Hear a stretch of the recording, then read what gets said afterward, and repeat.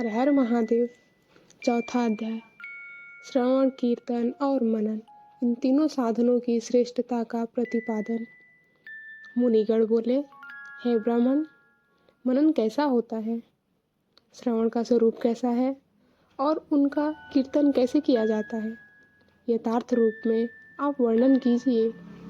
ब्रह्मा जी बोले, भगवान शंकर की पूजा, उनके नामों का जप और उनके गुण, रूप, विलास और नामों का युक्तिपरायण चित्त के द्वारा जो निरंतर परिशोधन या चिंतन होता है, उसी को मनन कहा गया है। वह महेश्वर की कृपा दृष्टि से उपलब्ध होता है। वह समस्त श्रेष्ठ साधनों में प्रमुखतम है। शंभु के प्रताप, गुण, रूप, विलास और नाम को प्रकट करने वाले संगीत, वेद वाक्य या भाषा के द्वारा अनुराग पूर्वक उसकी स्तुति ही माध्यम साधन है, जिसको कीर्तन शब्दों से कहा जाता है।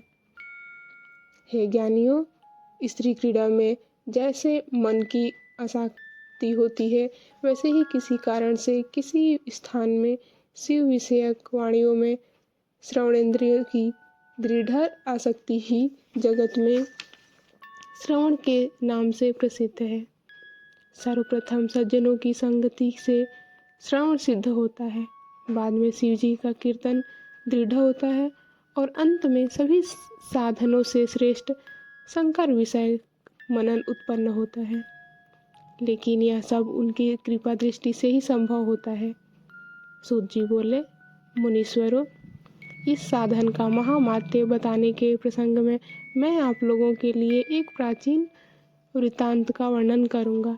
उसे ध्यान देकर आप लोग सुने। पूर्व काल में पराशर मुनि के पुत्र मेरे गुरु व्यास जी देव जी सरस्वती नदी के सुंदर तट पर तपस्या कर रहे थे। एक दिन सूर्य तुल्य तेजस्वी विमान से यात्रा करते हुए भगवान संत कुमार अकस्मात वहां आ गए। उन्होंने मेरे गुरुदेव को कहाँ देखा, वे ध्यान में मग्न थे।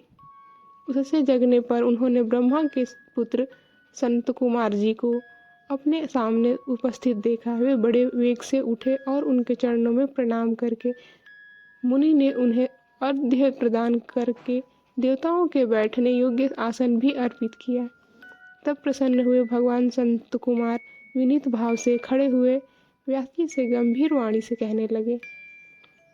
संत कुमार बोले, हे मुने, आप सत्य सनातन भगवान शंकर का सहृदय से ध्यान कीजिए, तब वे शिव प्रत्यक्ष होकर आपकी सहायता करेंगे। आप यहाँ तप किस लिए कर रहे हैं? इस प्रकार संत कुमार के कहने पर मुनि व्यास ने अपना आशय कहा। मैंने आपकी कृपा से वेद सम्मत धर्म, अर्थ, काम और मोक्ष की कथा को मानव समाज में अनेक प्रकार से प्रदर्शित किया है। इस प्रकार सर्वथा गुरु स्वरूप होने पर भी मुझ में मुक्ति के साधन ज्ञान का उदय नहीं हुआ है। यह आश्चर्य ही है। मुक्ति का साधन न जानने के कारण उसके लिए मैं तपस्या कर रहा हूँ। हे विप्रेंद्र, इस प्रकार जब व्यास मुनि ने भगवान संत कुमार से प्रार्थना की, तब वे समर्थ संत कुमार जी मुक्ति का निश्चय कारण बताने लगे। भगवान शंकर का श्रवण, कीर्तन, मनन, ये तीनों महत्तर साधन कहे गए हैं। ये तीनों ही वेद सम्मत हैं। पूर्व काल में मैं दूसरे साधनों के संभ्रम में पढ़कर घूमता घूमता मंदराचल पर जा पहुंचा और वहां तपस्या करने लगा। तदंतर महेश्वर शिव की आज्ञा से भगवान नंदीकेश्वर वहां आ गए।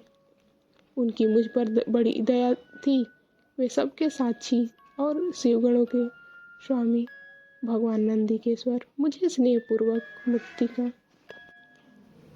स्नेहपूर्वक मुक्ति का उत्तम साधन बताते हुए बोले, भगवान शंकर का श्रवण, कीर्तन और मनन, ये तीनों साधन वेद सम्मत है और मुक्ति के साक्षात कारण है। यह बात स्वयं भगवान शिव ने मुझसे कही है। इसलिए हे ब्राह्मण, आप श्रवण आदि तीनों साधनों का बार बार अनुष्ठान करिए। व्यास जी से बार बार ऐसा कहकर अनुगामियों सहित ब्रह्मपुत्र संत कुमार अपने विमान से परम सुंदर ब्रह्म धाम को चले गए। इस प्रकार पूर्व काल में इस उत्तम वृत्तांत का मैंने संक्षेप से वर्णन किया है। ऋषिगण बोले, हे सूत जी, आपने श्रवण आदि तीनों साधनों को मुक्ति का उपाय बताया है। जो मनुष्य श्रवण आदि तीनों साधनों में असमर्थ हो, वह किस उपाय का अवलंबन करके मुक्त हो सकता है और किस साधनभूत कर्म के द्वारा बिना यत्न के ही मोक्ष मिल सकता है। हर हर महादेव।